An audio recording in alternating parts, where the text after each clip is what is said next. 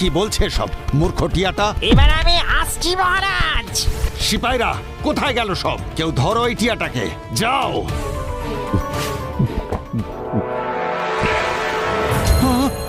এই কি হলো আপনার? আপনার সমস্ত চুল মুখের ঔজ্জ্বল্য, হে ঈশ্বর! ওই টিয়ার দেয়া অভিশাপ ভুলে গেছে।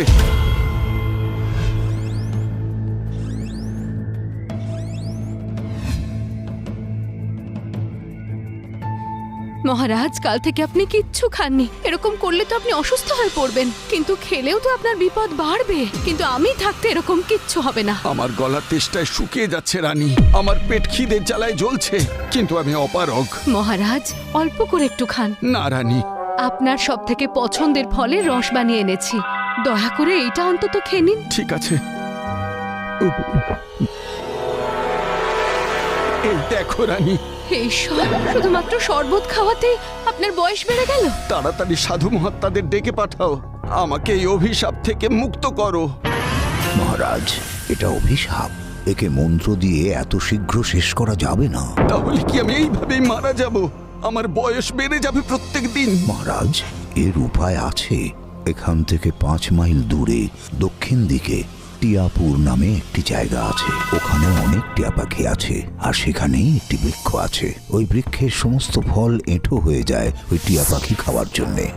1 মাস প্রতি রাতে আপনাকে ওখানে যেতে হবে, আর ওই ফল পেড়ে খেতে হবে। অত দিন ধরে প্রত্যেক রাত্রে? হ্যাঁ মহারাজ।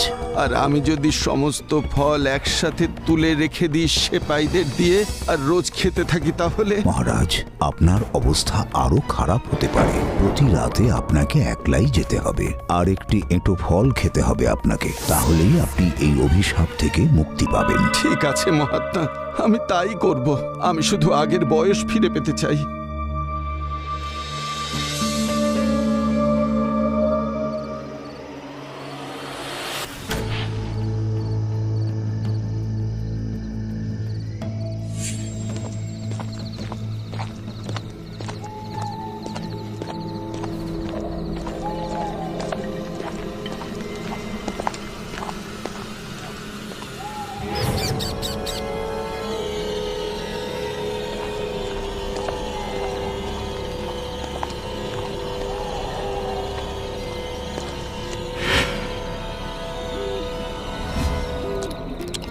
কি সুস্বাদু ফল এটি! আমার মনে হচ্ছে যেন জীবনে প্রথমবার এমন সুমিষ্ট ফল খাচ্ছি আমি।